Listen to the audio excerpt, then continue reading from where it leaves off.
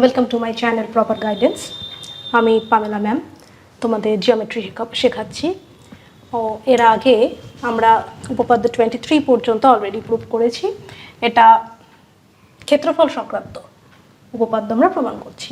এর আগে প্রমাণ করেছি যে একই ভূমি এবং একই সমান্তরাল যুগলের মধ্যে যদি দুটো সামান্তরিক থাকে তাদের ক্ষেত্রফল পরস্পরের সমান হয়। আজকে আমরা প্রমাণ করব যদি একটা ভূমি আর একই সমান্তরাল যুগলের ভেতর একটা ত্রিভুজ আর কোনো সামান্তরিক থাকে, সেক্ষেত্রে কি হবে? সেক্ষেত্রে ত্রিভুজের ক্ষেত্রফল ওই সামান্তরিকের অর্ধেক হবে। এটা হচ্ছে আমাদের আজকে প্রমাণ করার বিষয়বস্তু।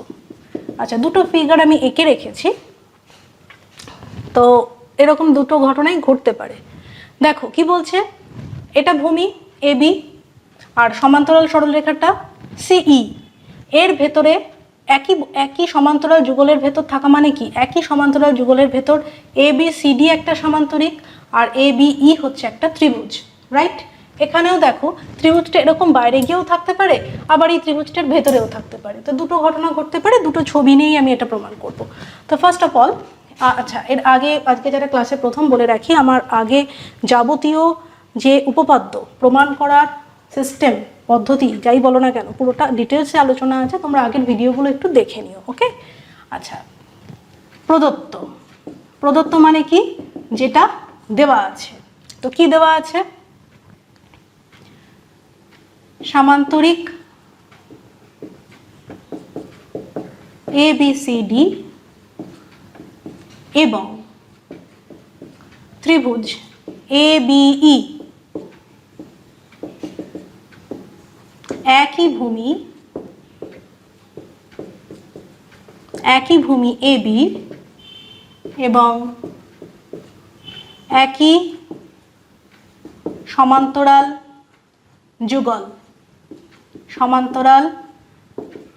যুগল AB এবং সি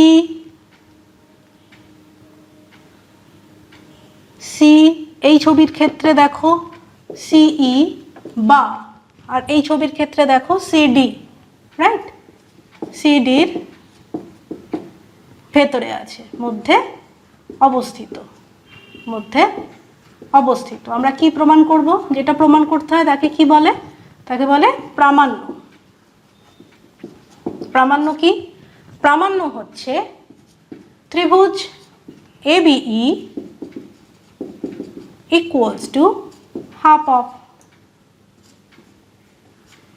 সামান্তরিক ABCD। এটা সামান্তরিকের সিম্বল, হ্যাঁ, যেমন ত্রিভুজের তেমন সামান্তরিকের সিম্বল, ওকে? তো দেখো আমরা কি বলেছি যে উপপাদ্য প্রমাণ করতে গেলে যে ছবিটা দেওয়া আছে সেটা সাথে অনেক সময় কিছু আমাদের অ্যাড করে নিতে হয়, কিছু অঙ্কন করতে হয়।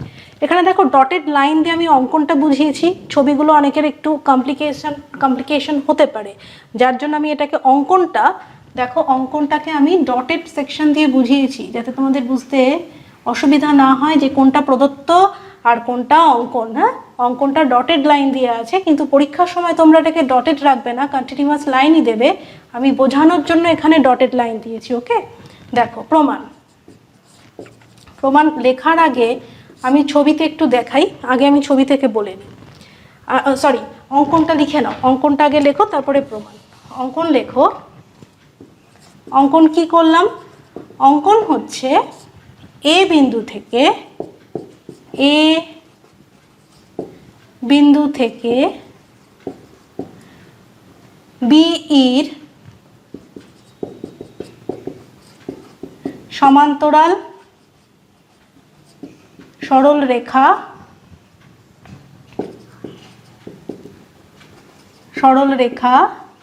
অঙ্কন করি যা CD এর বর্ধিতাংশকে কোন বিন্দুতে ছেদ করেছে?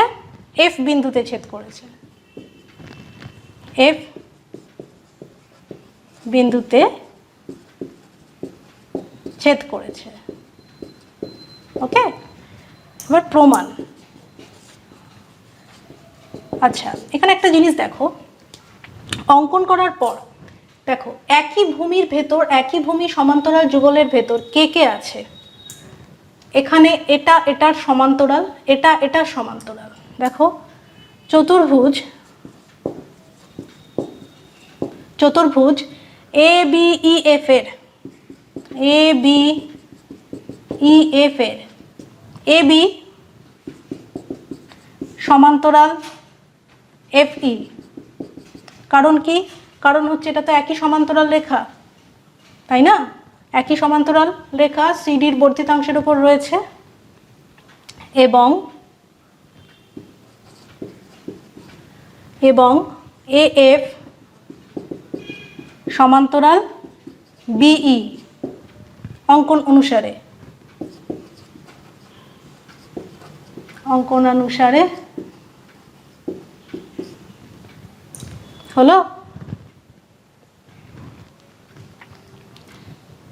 সুতরাং ABEF একটি সামান্তরিক। এবার দেখো ABEF একটা সামান্তরিক, ABCDও একটা সামান্তরিক, তাই তো? ABEF একটা সামান্তরিক, ABCDও একটা সামান্তরিক, এবং এরা দুজনেই একই ভূমি AB এবং একই সমান্তরাল যুগল CF এবং ABর ভেতরে রয়েছে। এখন সামান্তরিক ABCD ইকুয়ালস টু সামান্তরিক ABEF। কারণ কি? যেহেতু একই ভূমি ও সমান্তরাল যুগলের মধ্যে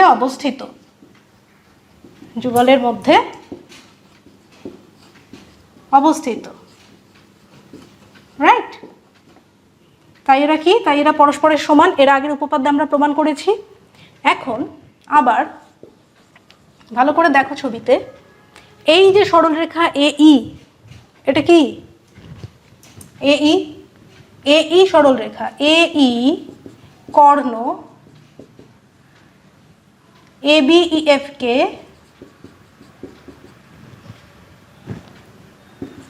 সমদ্বিখণ্ডিত করে। এটাও আমরা আগে প্রমাণ করেছি উপপাদ্যে, সমদ্বিখণ্ডিত করে। সুতরাং ত্রিভুজ ABE equals to half of সামান্তরিক ABEF, রাইট? ABE এটা তো কর্ণ, এই কর্ণ দেখো এই সামান্তরিকে দুটো সর্বসম ত্রিভুজে ভাগ করবে, মানে দুটোকে 50-50 ভাগ করে দিচ্ছে, হাফ করে দিচ্ছে। তাহলে ABE ত্রিভুজ ABE equals to half of সামান্তরিক ABEF। আবার ABEF কার সমান? ABCD, right? ABCD, তো এটা হচ্ছে ABCD। সেক্ষেত্রে আমাদের এটা কি হলো? ত্রিভুজের ক্ষেত্রফল সামান্তরিকের ক্ষেত্রফলের অর্ধেক। প্রমাণিত। Very simple and easy theorem. এটা ভীষণ ইজি, শুধু ছবিটা আঁকা, ছবিটা একবার আঁকতে পারলে আর কোনো কিছু অসুবিধার থাকার কথা নয়। এখানে একটাই যুক্তি কাজে লাগছে, সেটা হচ্ছে কি? একই ভূমি একই সমান্তরাল যুগলের মধ্যে দুটো সামান্তরিক যদি থাকে তাহলে তাদের ক্ষেত্রফল পরস্পরের সমান। এবার এই একটা সামান্তরিকের কর্ণ হচ্ছে কোনটা? ABE, যে ত্রিভুজ তার একটা বাহু, সেক্ষেত্রে এটাকে আধা আধি ভাগ করে দিচ্ছে। এই ত্রিভুজটা যদি এই সামান্তরিকের অর্ধেক হয় তাহলে এই ত্রিভুজটা এই সামান্তরিকেরও অর্ধেক। কারণ কি? এই সামান্তরিক দুটোর ক্ষেত্রফল সমান, তাই তো? তাহলে এখানে প্রদত্তে কি আছে? সামান্তরিক ABCD এবং ত্রিভুজ ABE একই ভূমি AB এবং একই সমান্তরাল যুগল CDর ভেতর। এই ছবিটার ক্ষেত্রে দেখো CDE CE হচ্ছে, আর এটার ক্ষেত্রে হচ্ছে CD, যার জন্য আমি এইভাবে লিখেছি। একটা 1 নম্বর ছবি, একটা 2 নম্বর, দুরকম ছবি হতে পারে, যার জন্য এভাবে আঁকা আছে। প্রামাণ্য হচ্ছে ত্রিভুজ ABE equals to half of সামান্তরিক ABCD। অঙ্কন হচ্ছে A বিন্দু দিয়ে আমরা কি করব? এই যে BE বাহু, এই যে BE বাহু রয়েছে ত্রিভুজের, এই BE বাহুর সমান্তরাল সরলরেখা অঙ্কন করি যা CDর বর্ধিতাংশকে F বিন্দুতে ছেদ করে। আচ্ছা, অঙ্কনের ক্ষেত্রে বলি, এখানে ডটেড লাইন দেওয়া আছে, কিন্তু this is not mandatory two draw a dotted line. তোমাকে যে ডটেড লাইন দিয়েই অঙ্কন দেখাতে হবে এরকম কোনো ব্যাপার নেই, তুমি কন্টিনিউয়াস লাইন দিয়েই আঁকবে। এখানে বোঝার সুবিধার জন্য আমি ডটেড লাইন ইউজ করেছি। আচ্ছা, এবার আসি প্রমাণে। প্রমাণ কি? প্রমাণ হচ্ছে চতুর্ভুজ ABEF। চতুর্ভুজ ABEF এর ক্ষেত্রে দেখো, AB এই সরল রেখাটা অবভিয়াসলি এটার সমান্তরাল, আর আমরা যে ছবিতে এঁকেছি AF তো সমান্তরাল করেই এঁকেছি, B এর সমান্তরাল সরলরেখা অঙ্কন করি, সেক্ষেত্রে কি হচ্ছে AF সমান্তরাল BE।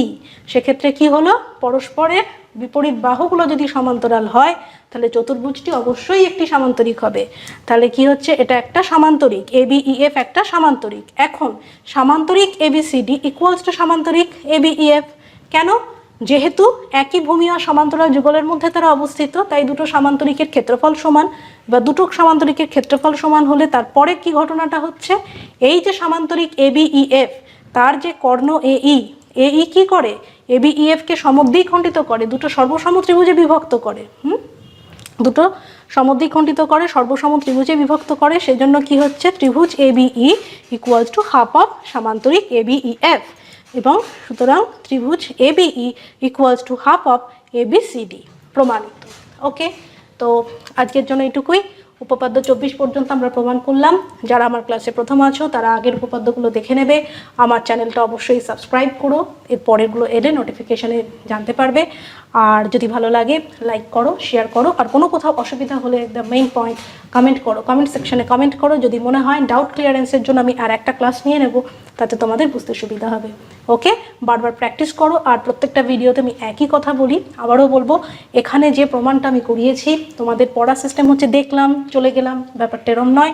এখানে যা আছে তোমরা হুবহু খাতায় সেটাকে আগে লেখো, তারপর নয় খাতা থেকে পড়ে বোঝো, বা তুমি ভিডিওটা চালিয়ে দেখে নিয়ে বুঝে নাও। বোঝা হয়ে গেলে খাতাটা বন্ধ করে রেখে আর একটা খাতায় না দেখে পুরোটা লিখতে শুরু করো। একইভাবে যুক্তি, আমি যেভাবে যুক্তি দিয়ে বোঝালাম সেভাবে যুক্তি দিয়ে তোমরা লেখা অভ্যেস করো। লিখতে গিয়ে দেখবে হয়তো কোথাও আটকাচ্ছে, আটকে গেলে আবার পুনরায় ওই খাতাটা খোলো, কি ভিডিওটাও খুলে দেখতে পারো, সেখান থেকে দেখে নিয়ে বারবার করে প্র্যাকটিস করো।